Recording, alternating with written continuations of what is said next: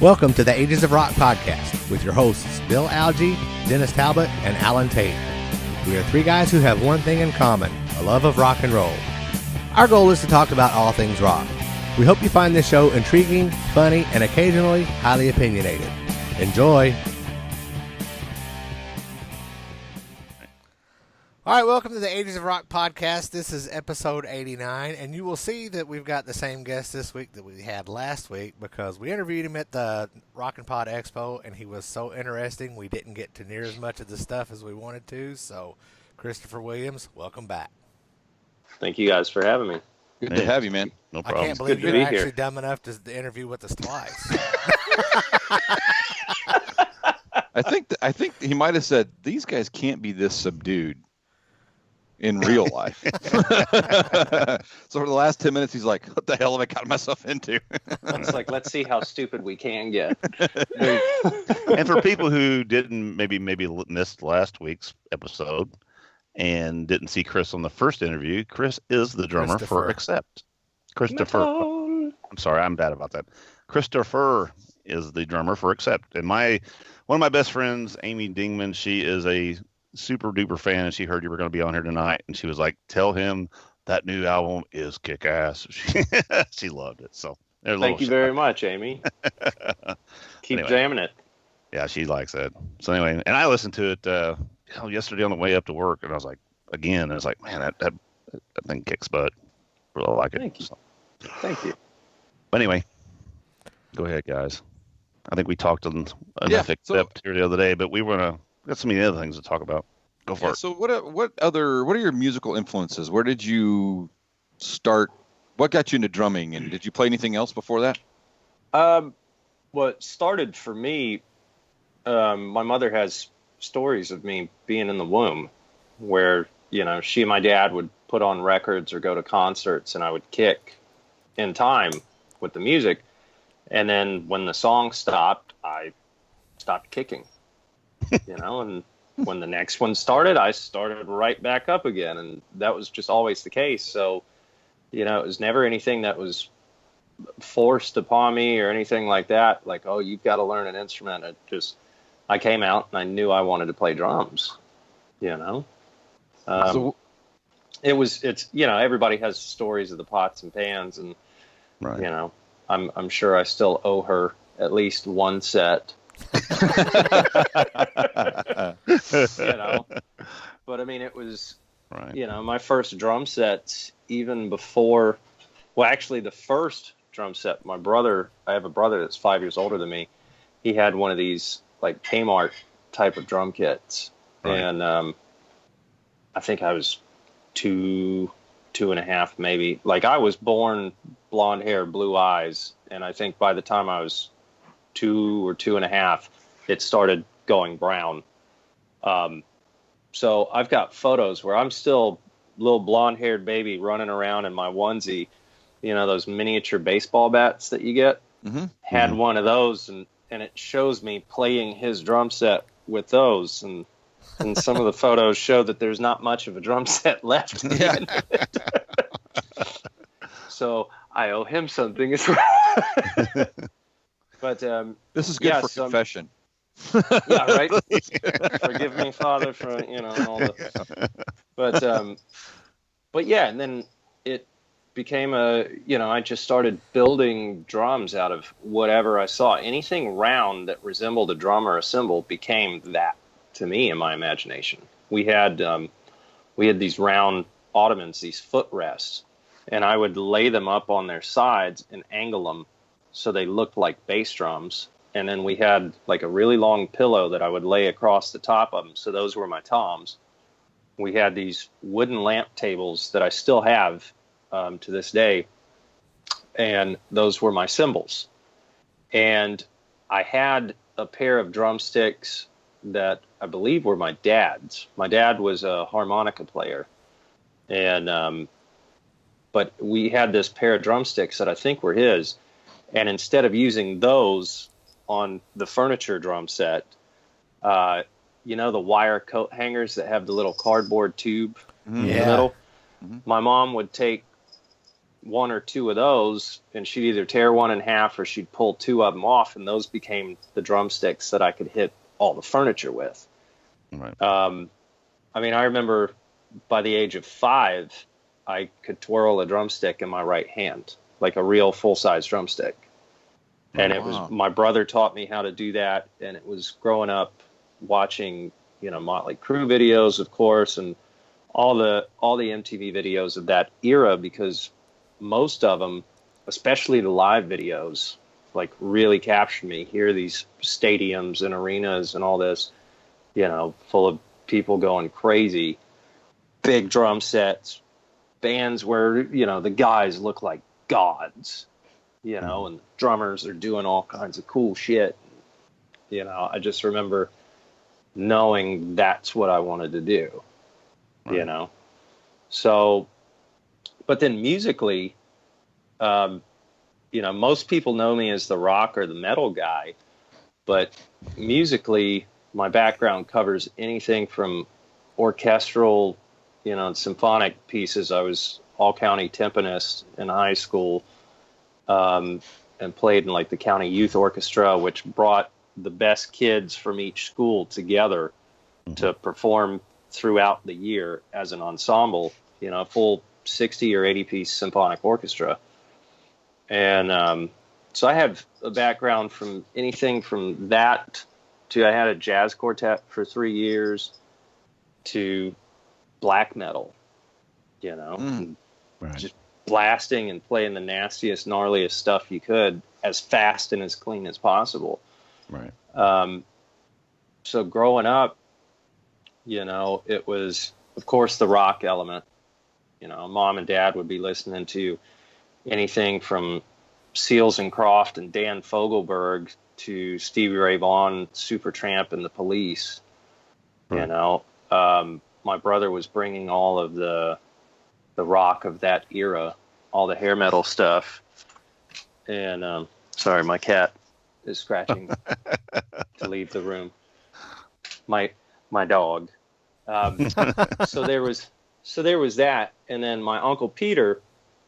I don't remember if I mentioned this or not. My uncle is one of my uncles is a guitarist by the name of Peter Stroud, who's been playing lead guitar with Sheryl Crow for about 18 years now. Oh, really? Oh, wow. Right on. And he's played with Don Henley and Stevie Nicks, and I mean, he's gotten a jam alongside, Keith Richards and dudes like that. So, wow. But long before he got that gig, he was a big influence on me as well. When I was 6 or 7 years old, he's always had a recording type of situation at his house. So when I was 6 or 7 years old, I'd go down to the basement and just wail on his drummer's kit that just lived there. And then he'd come down and he'd plug into an amp and we'd start writing songs, and he was teaching me about song structure and riffs, and this is a bridge, this is a verse, a chorus, an intro, blah, blah, blah.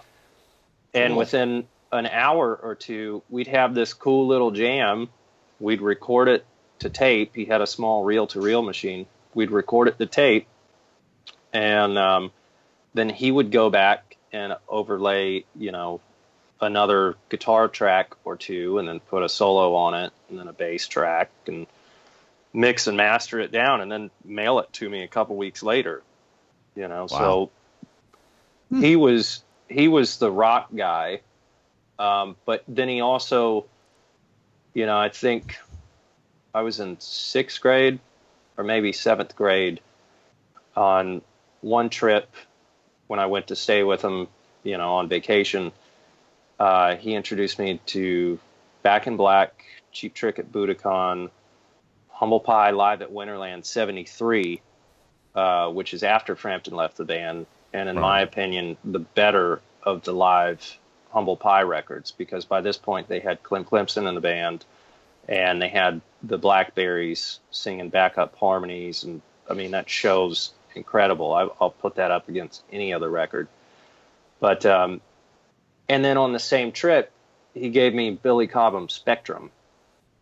So you have all this rock and roll and blues and soul type of stuff tied in together, and then here's this, crazy ass jazz fusion record, Right. that made no sense to my brain, but at the same time, I totally got it rhythmically and understood. And when my dad, let's see, I had just turned 3. My dad unfortunately passed away, so my mom couldn't listen to a lot of the music that they listened to together because it just upset her too much. So at that point, she got into contemporary Christian music and the country music of the day.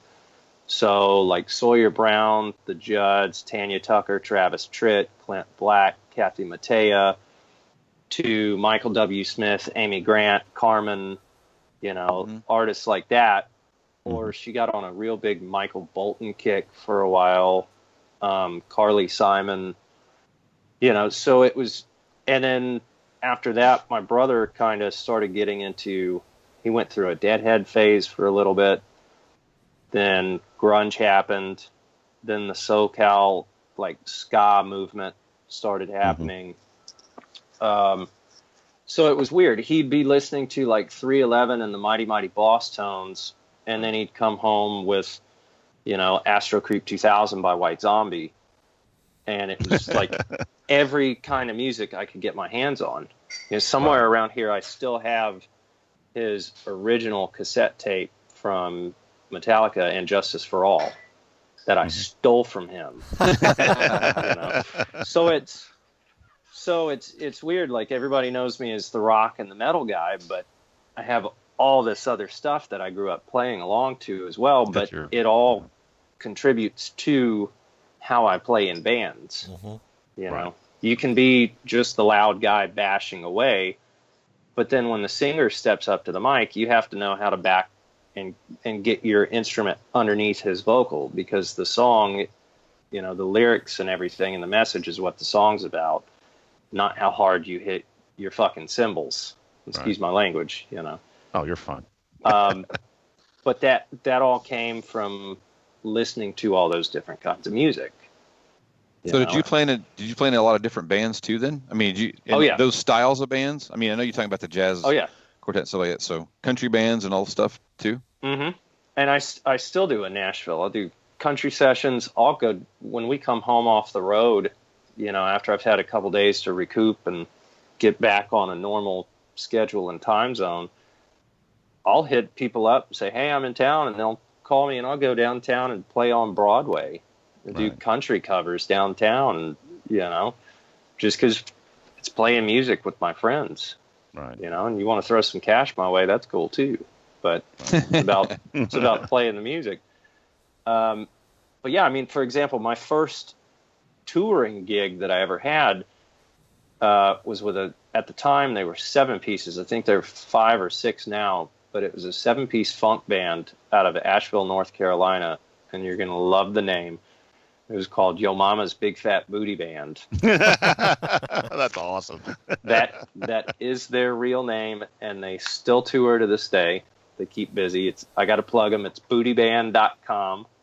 There you go. But we would go out, and mind you, at the time, I was in 2 metal bands. One was more like a death metal. The other band was kind of Meshuggah meets Fear Factory, so really technical, intricate rhythms.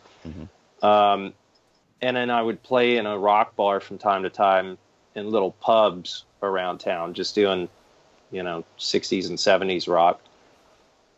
But this band took me on the road, and we were out opening for like Fishbone and P-Funk and Perpetual Groove and, Avett Brothers and groups like this at these big hippie festivals throughout the country. So, here I am with this giant double bass kit and hair, down to my stomach, basically, and dropping pocket. It was the craziest thing. And then they would get really, really hyped up and want to bring the energy up. So it's what they called it bounce music. So it was tight grooves, and you bring it real down, and there'd be some rapping or some stuff like that. and then you just bring up the energy level and go crazy, and you're swatting flies, and you'd see just thousands of people just jumping, and then you'd go home and play death metal. or set up. There was this little Irish pub, I forget the name of it, but it was downtown. I grew up in I was born in Greensboro, North Carolina, but right around the time I turned 12, we moved to Greenville, South Carolina, and there was this little tiny pub downtown. I can't remember it, but they had these support beams, like these big steel poles coming down from the ceiling with wooden round tables around each pole. And I had to somehow figure out a way to set up my drums in between those tables.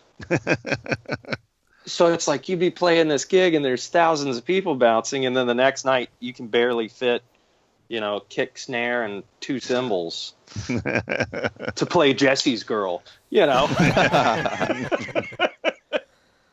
That's funny. So, but it's always just been for the love of making music. I love playing my instrument, and I enjoy the camaraderie of other musicians. And, I tell people all the time, as musicians, we have the best job in the world, because when you're on stage, no matter what level you're at, if people came out to see your band play, even if they didn't specifically come out to see you, if you start playing and they stayed around and they're having a good time, that means you're helping them forget about any problems they might have in their life, Exactly. And especially if it's an event, that people have looked forward to for some time. They've saved their money. They've bought a ticket. They've looked forward to this. Sometimes maybe the band hasn't come through in years, and they're so excited. And it's that big moment in their life, that no matter what's going on, they at least have that one thing to hold on to and look forward to. And then you get there and you have to give them every ounce of energy you have, right. And for that one moment, you're on stage looking out at them. They're having the time of their lives, and you're living your dream, and you're blessed with this opportunity to do so. And right. There's just nothing like it in the world. It's kind of everything's right in the world at that point. That's it. It's just a harmony. I've been there. It's a great time. We're not heroes by any means, because look at me. I'm a doofus that hits things with sticks. I'm not out there saving lives. One of my grandfather was a pioneer in the field of open heart surgery. I've got nothing on that. I hit drums, but there is that special bond, and it's the greatest thing in the world. Well, is that exchange. We've talked on the show before, actually many times, that music is all about how it moves you and emotion. And we've talked about it before. I like to go just listen to live music. Whether I've heard the band or not, here locally there'll be somebody playing. It's like I just want to go listen. I don't care because it's Absolutely. An escape. It's just not. You get to hear somebody else doing something, and if it's great. If it's not so great, it's not so great. Whatever. But it's Absolutely. Not. It's an escape, and you just need that. Sometimes you just need that to get away, and that's what music is for me, and that stuff. We've talked about that on the show many times. Many times. And Alan, those two guys play. I don't play. I just get to sit and watch. And sometimes it's I'm kind of like, damn, I wish I would have taken it up and learned, or wish I would do that or whatever. But it's cool to go watch for sure. Oh, the 4 hours of playing is the greatest thing in the world. It's the tearing down and setting up and the driving home at 4 o'clock in the morning. That's when you go, man, am I doing the right thing? I tell people all the time, I'm fortunate enough, with Accept, that we have a crew that handles that stuff for us. But, even when I'm home and working, I still lug all my shit around, and I got no problem doing it. Yeah, exactly. You saw the kid. But it's, I tell people all the time, and I even myself, I'm loading out from a gig. I'm exhausted. I'm soaking wet. I'm tired. I'm like bitching about the gear and how much it weighs and going, yeah, this is what I get paid for. Right. I play for free. It's hauling all the shit around. I think every musician that's ever done a gig like that says the exact same thing. Exactly. Yeah, we've had people go, well, what if you just play for 3 hours? How much would you charge? And I'm like, lady, you know, it's the setup and the tear down and the getting there is the thing. The playing is nothing. I don't care if we play for an hour or 6 hours. It's the other work that we got to do afterwards. Exactly. I'm giving you this flat rate fee for X amount, you know, and anything less than that, we'll still stay at this flat fee. If you want to get more than that, then we'll talk. Yeah, exactly. You know, a lot of people don't often realize what you're paying the musicians for is not just seeing them perform or whatever. You're also paying the lifetime that they put into honing the craft. Right. The investment of buying the equipment, you know, packing. I mean, most people don't realize, like, one of my bass drums weighs 60 pounds. Right. When it's all in the case, and this is just a single drum and a single case, not a flight case or anything like that. Right. That's 60 pounds. That shit's heavy. Yep. Yep. PA speakers, subwoofers, you know, my half stack, you know, that cabinet's not light. I got an EVH head that's not light. You know, everything we got is heavy. And it don't get any lighter throughout the night. Actually, it weighs a little more afterwards. Yeah. So yeah. I've got a question about the different genres. You said you've played country music. You're currently drumming for Accept. You've played in the funk bands. Of all of the different genres of music you've played, is there one that you prefer playing over the other ones, or do they all give you some sort of yay? I don't know. What did he say? See, I told you. I think there was a Y on that, right? Yeah, I think so too. No, I mean, I think for me, it's obviously, you know, rock is where my heart is, but at the same time, I'm just as happy to be playing a country song, or especially funk and R&B. Like when you can drop a nasty groove that's super tight and the whole band is right there with you, and you just don't let it move at all. You're just fucking, this is mine. You know? I own this bitch right exactly. But that being said, you know, like I love playing in Accept, for example. When Accept finishes a tour and I come home, do I want to go play metal? No.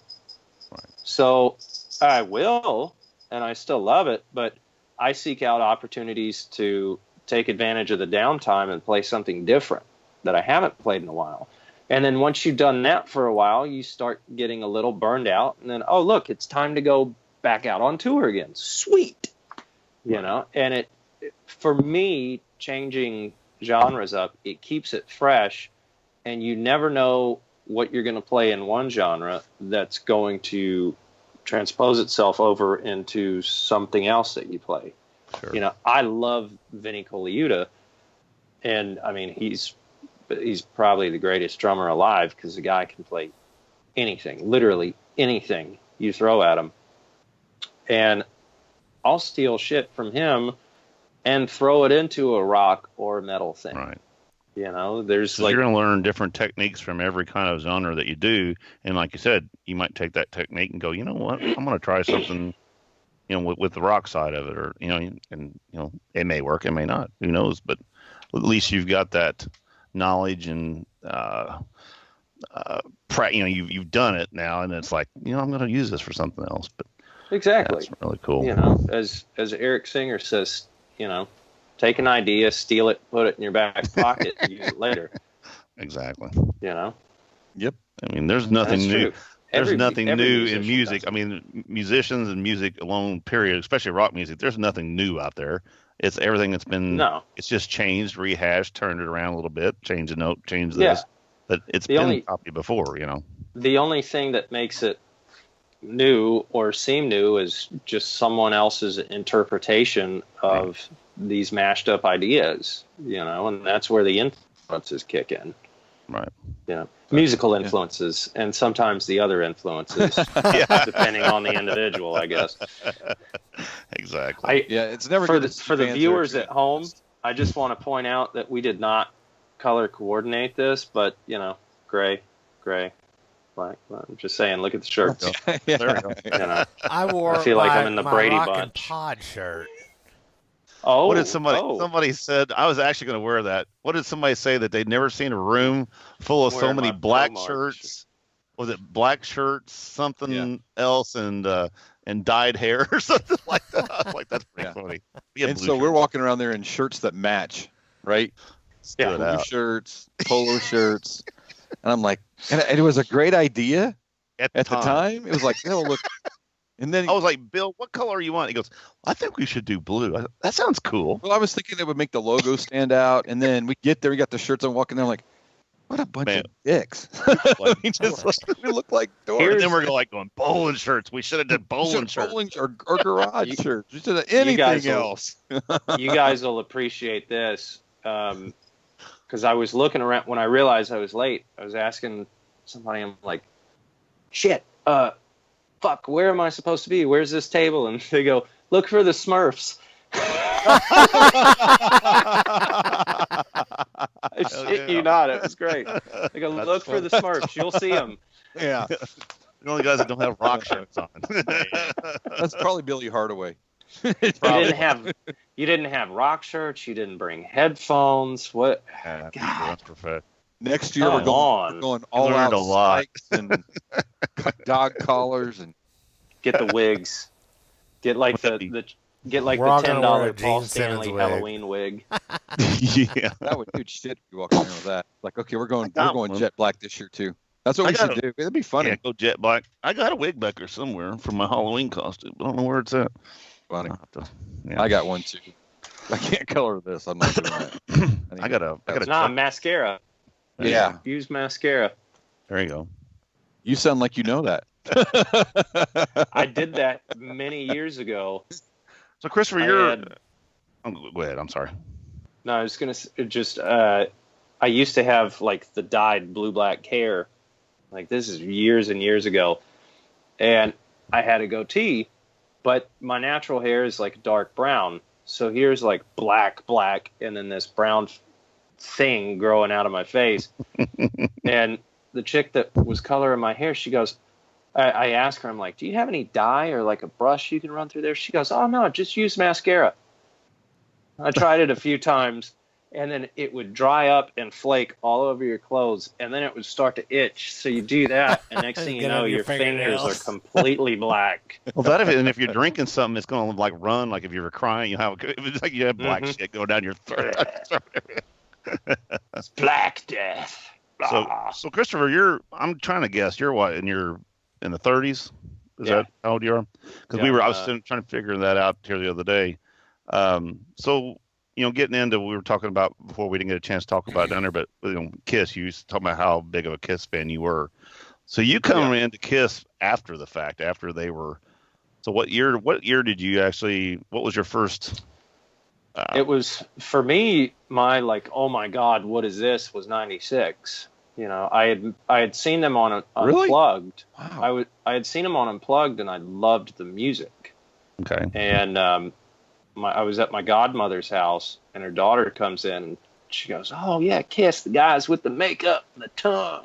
Like, what are you talking about? There's no makeup. There's no tongue. What the hell? It's these long-haired Jewish guys. They're right. Oh, Chaim Bubby. Oh, oy vey. I'm so verklempt, huh? But no, I fell in love with the music, and that's what grabbed me, and especially Unplugged. I mean, I love that record. They were at the top of their game during that. Absolutely, and they sounded great. That, to me, I mean, all due respect, to everybody that's been in the band, but aside from the original four, that Revenge lineup that's my favorite lineup. And I mean, some people will say that's sacrilegious. No. I love Eric Carr, God rest him, and Mark St. John. Right. Vinny, thanks for the songs that you wrote. There you go. That's a nice way to put it. That's a nice way to put it. I'll give him that. And I mean, Tommy deserves to be there. That guy's busted his ass for Gene. Tommy's put the Gene hours. and Paul since Hours. what, 88, 89? He was at the conventions. I remember when we were at the I went to the Nashville and the Indianapolis worldwide conventions, and Tommy was doing all the setups, getting the mics working, bringing them coffee. I mean, the dude was working his ass off, and he did Tommy, between that and the history and all the stuff he's done just behind the scenes. He's put his time in. All the movies that came out in the 90s, like Kiss Extreme, Kiss Confidential, Unplugged, he had a hand in. The Second Coming, he filmed all that behind the scenes shit. That was him. Right. I mean, he's I think he produced The Last Kiss as well, the pay-per-view deal. So that, all the Kissologies, that guy has earned his place. And I mean, say what you will about the makeup. I get it. I don't get it, but I get it, and I support it. I won't go into that, but because that could start a war either way, and I'm Switzerland in terms of that. I'm Switzerland. I've seen the current lineup 3 times. Yeah, and I've seen this lineup more than I saw the original lineup. The only time I got to see the original 4 guys was on the farewell tour.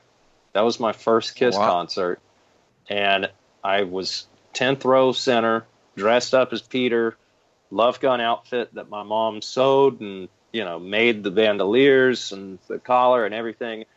Ordered boots from an S&M shop, and we studded them up to look like Peter's. She put the working zippers in the spandex pants and everything. That's cool. So we were 10th row center, and throughout the show, I had a moment with every single dude in the band. I bought a bootleg of the show years later, but when Peter's riser is up in the air at the end of Rock and Roll All Night, he's crashing on the cymbals and stuff. I'm standing on the chair, pumping my fist, looking straight up at him. And he's looking down at the crowd and everything, and he stops hitting the cymbals, and he points at me. He goes, and then goes back to hitting the cymbals. And I looked at my mom, and she goes, I know, I saw it, oh my God. And sure enough, years later, when I found the bootleg, I went back and watched it, and you can see it. Wow. I didn't make it up. So, and Ace kept throwing guitar picks, trying to get them out to me, and they kept landing like 1 or 2 rows in front of me, like over and over and over and over. And at some point, he just goes and stumbles off, as Ace does. Gene pointed at me, when he was up in the air, God of Thunder, pointing down and shit. And then Paul points at everybody, but he flew like right over us, and I could almost hit his boot. And he points straight down at me, and as he goes by, he continues, and then he turned around. It's like, to be, how old was I? I think I was 14. Wow. And I had been a Kiss fan, I think, since I was 10? Yeah.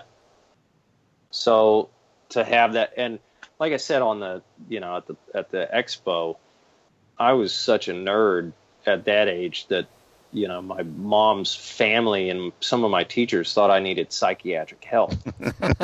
Seriously. Well, some of our parents still think we do. Yeah, no kidding. Well, they're responsible for that. So some of your co-hosts do too. Well, I wasn't going to tell you that, Dennis, but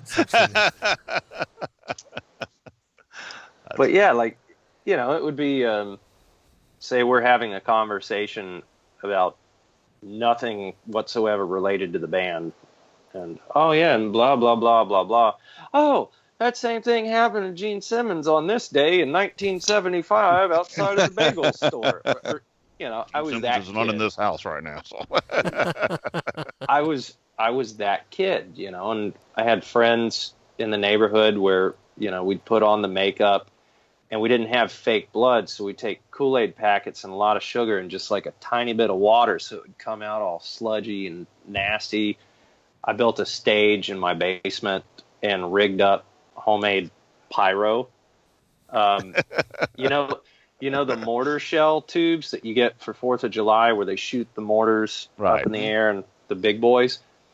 I would take the base off of that and tape it to a hairdryer. Now, the hairdryer was plugged into one of the power strips, so it had an on-off switch. I would dump a little bit of baby powder and cut up construction paper that was confetti into the tube. That's cool. And at some point, you'd stomp on the power switch and it'd blow it out. And it looked like it was a confetti cannon / pyro explosion / smoke machine all at once. Your mom's that going is down. hilarious. Where's my hairdryer at? I ruined it. I have been through destroyed 14 hair dryers this year. I don't understand.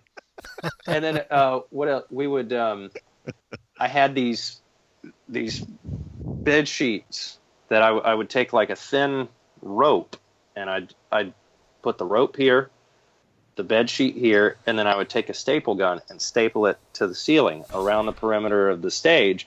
And we would have like our parents out there when we do this, thing, and we'd roll the intro off a tape, and I'd yank on the rope, and the curtain would drop. So we had a kabuki curtain, and then the pyro and the colored lights, and there you go. And it was directly next to. It was a tri-level house, and this was down in the basement, the second living room. The stage was between the wall and a small, short set of stairs. So, of course, you got to run down the stairs because it's a Kiss show. Unless you're doing Ace's character and then you stumble down the stairs. Yeah. That's when you just walk out from around the amps. Yeah. I'll tell you what, Joel, just quickly, not to change the subject, but just quickly touching back on something you mentioned earlier. For anybody who complains and bitches about Tommy Thayer and Eric being in that makeup, if they're a musician and they got that call, the same guy who would he'd be the same guy that would say, when do I need to be there? That's the thing about it. I mean, it's so funny. People are like that. They'll bitch and moan, but it's like if they had that opportunity, tell me they wouldn't take it. That's bullshit. Well, and the funny thing, I think we touched on this a little bit the other day at the expo. The same guys that bitch about it are often the guys that'll buy a ticket and still go see the show just to bitch about how bad it was that those. I just paid $100 to see Kiss, son of a bitches. I bought another ticket for next week. Exactly. And I've even seen comments of people that go on the cruise that pay thousands of dollars to go on the cruise and then post comments about bitching about it. I'm like, this is the third one I've been on. Been the third one I've been on, and they still don't have a good set. It's like, and the best thing is, Gene and Paul got your money already. Damn right. And they're entrepreneurs, and they're gonna keep working as they should. They're damn good at it. Here's the other thing most people overlook: Tommy and Eric have been in the band longer. Well, especially Eric. They've been in the band longer than Ace and Peter. Right. Oh, well, tough shit. There's a brand new generation growing up and I have a friend whose son is one of them. That's their Kiss. A friend of mine, I think it was 2 or 3 years ago, her son was finally old enough to go to a Kiss concert. I think he was like 8 at the time, maybe 7 or 8. And he wanted to dress up as Eric Singer. So she brought him over to my house, because I do it. He has blonde hair. That's the funny thing. Perfect. He has blonde hair, but he had the wig. And, so I do a Kiss tribute show every December. We usually do it. And it's called Merry Kissmas. And the band's Blonder Than Hell. It's the 2 blonde-haired guitarists from Gene's solo band. Cool. That are our Ace and Paul. You need to And keep then us our friend- informed. We want to come down for that. Yeah, we absolutely. do. Yeah. We usually do it mid-December, so it's before everybody goes out for the holidays and New Year's and all that stuff. Right. And I'll definitely You send post it on your your way. site, that, or Yeah. post on your site, or we'll Absolutely. keep track. But yeah, definitely give us a note, because That'd be cool, man. Road trip. We're only 2 hours away. We'll make a trip down there. It'd be Absolutely. Awesome. Please do. But yeah, so I've got a tackle box that's a makeup kit. I'm the guy that everybody else in the band comes to, and they're like, "Hey, how do I do this?" I think we've done it 6 or 7 years now. Right. And when it first started, they were coming to me. I'm like, no, you got to just put on a rough base and then blot it and get the white smooth and then powder it and then carve it up. But, I'm that guy. So anyway, You say nerd earlier? Yeah. Nerd alert. My friend Brandy says all the time. But yeah, so my friend brings her son by because she knew, I'm the guy that will do the makeup. And on this little kid, it took probably an hour and a half to do his makeup. And when it was done, he was so proud. That's cool. And I happened to have the reunion drum kit set up at the house at the time. So he comes over and he gets his makeup done, and they put on the jumpsuit and the wig and everything. And then I'm like, "Hey, bud, we're going to get some pre-concert photos." And I put him back behind Peter's drum kit.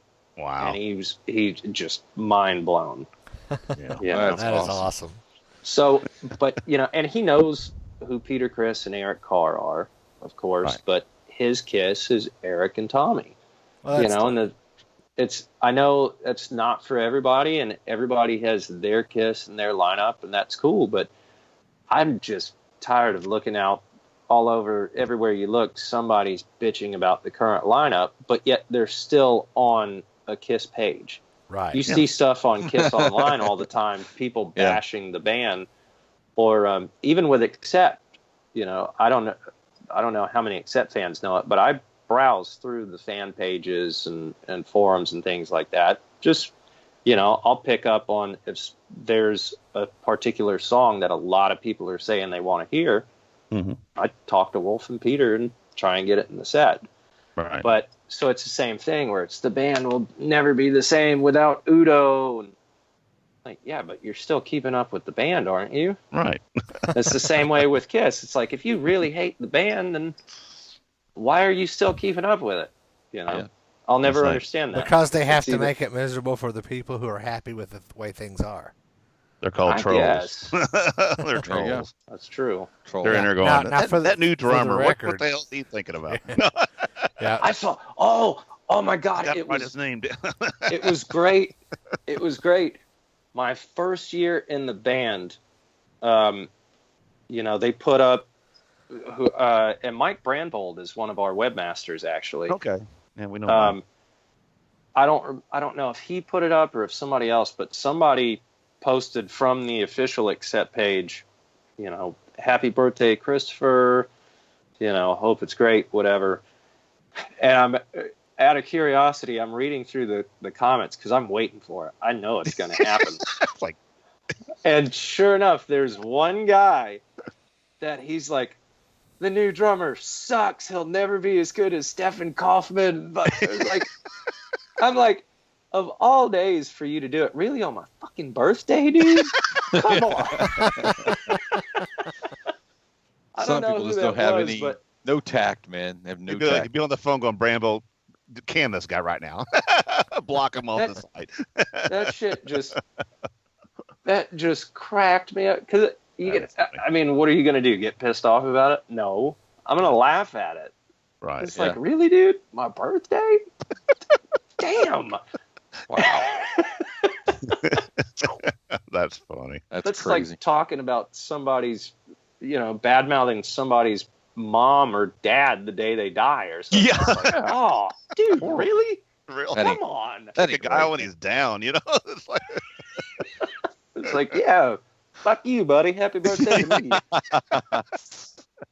I'm going to have a shot in your honor. that's funny. Exactly right. And by the way, I'm going to make a lot more money than you are this year. Thank you very much. And I'm going to have more fun doing it. I'm gonna have more fun. Oh, and I don't really give a shit what you think. Thank you.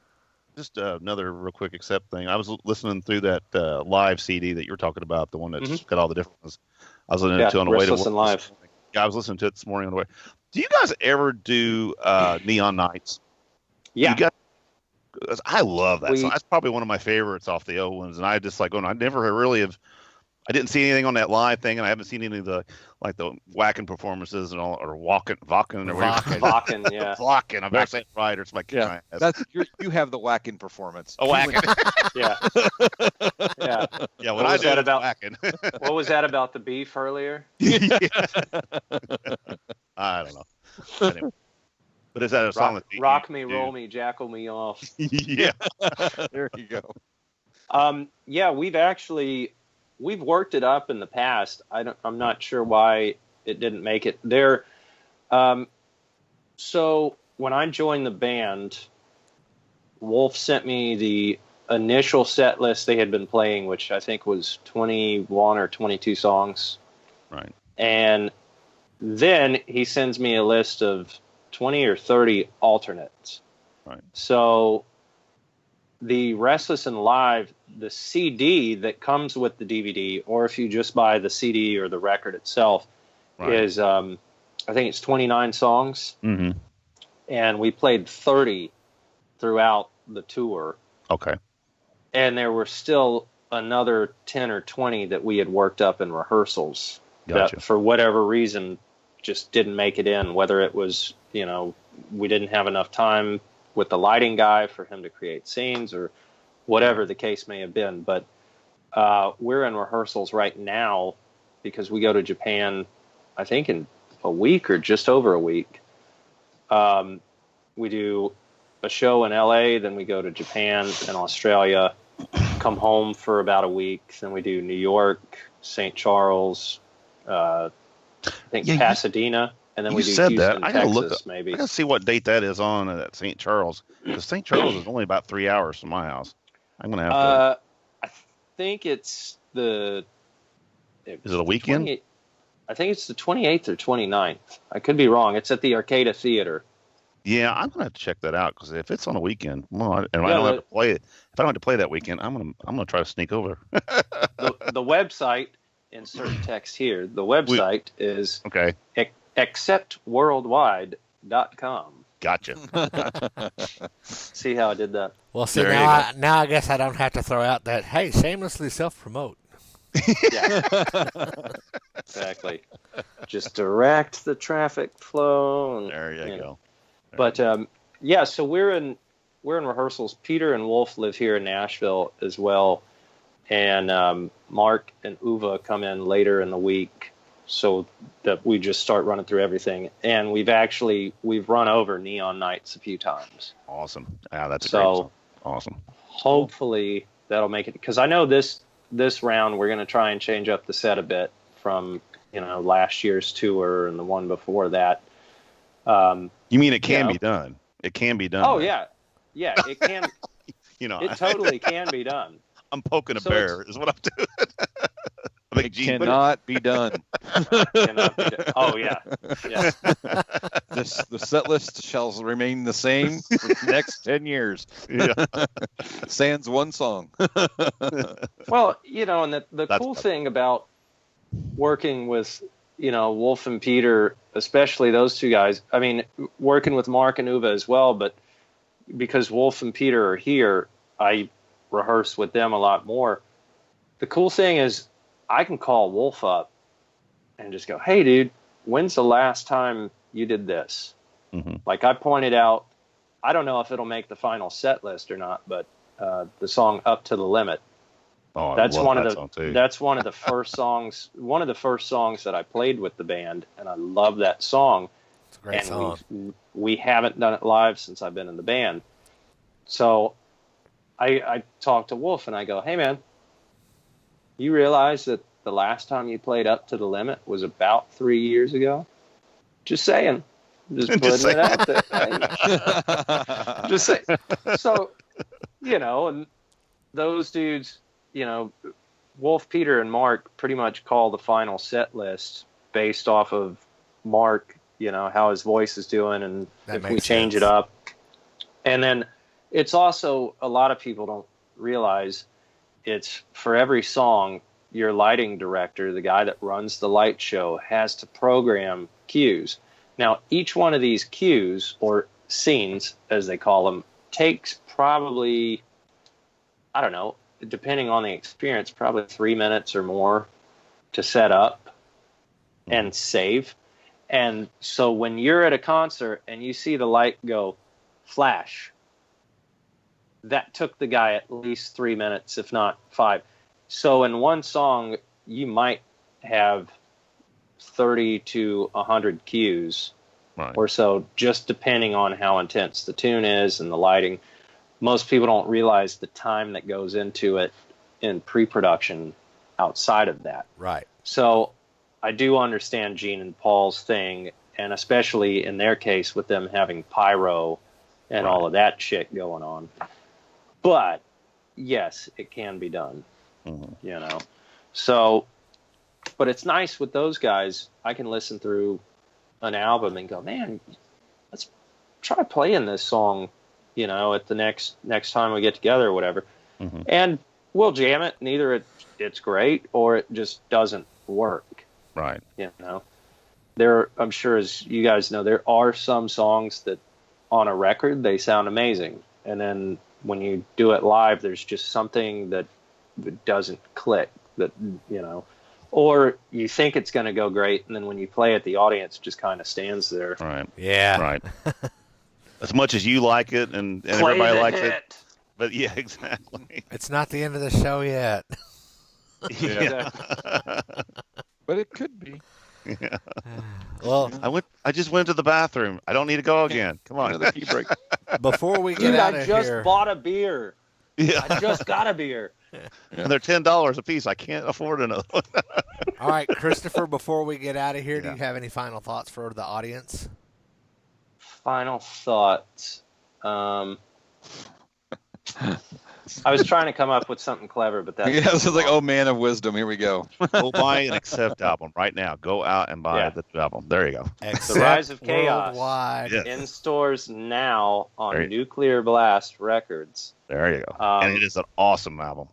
Also, because he's a good friend of mine and a hero, and I played drums on his new record, Rex Brown, Smoke on This.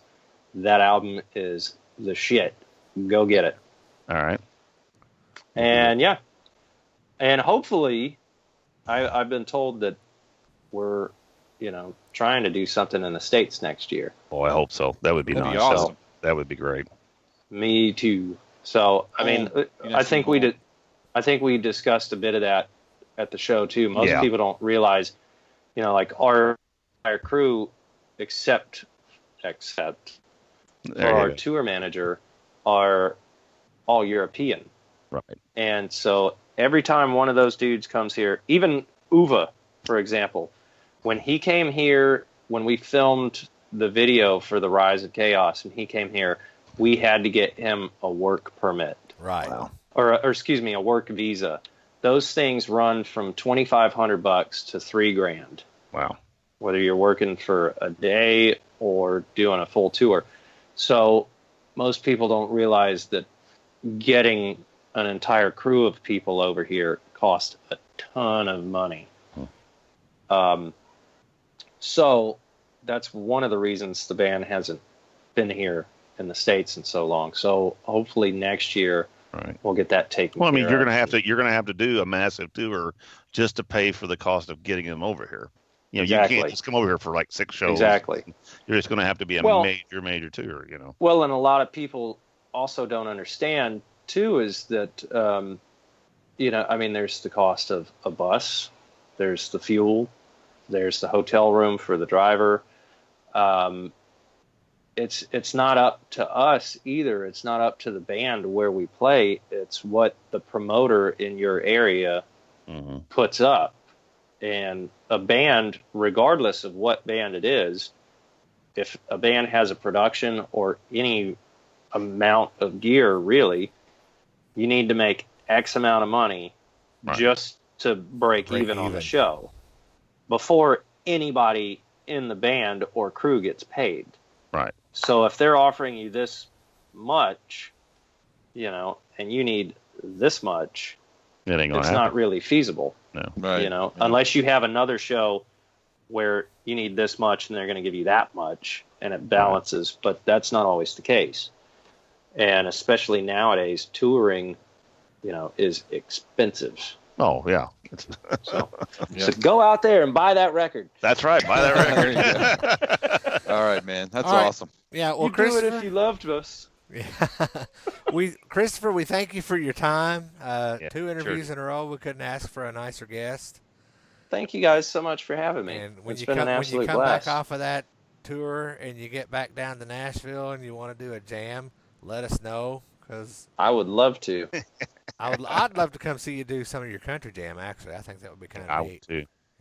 All right. Well, I mean, it's not really jam making season. It's more of like a preserves or a honey season right now. But you know, Is it strawberry preserves or is it Blackberry. marmalade? Blackberry. Well, Blackberry. it's blackberry. Blackberry.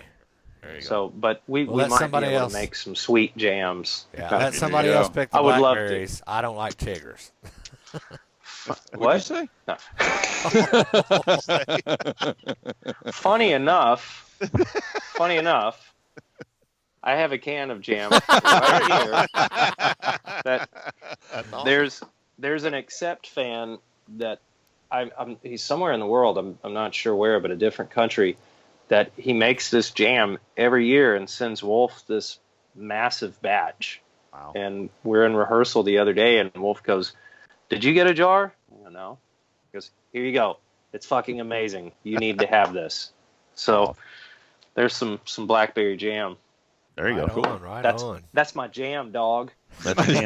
And on that note, we will see you guys next time. Check us out on agesofrock.com. Find us on Twitter, Facebook, Instagram. Listen to us on Stitcher Radio. And until next time, peace out, folks.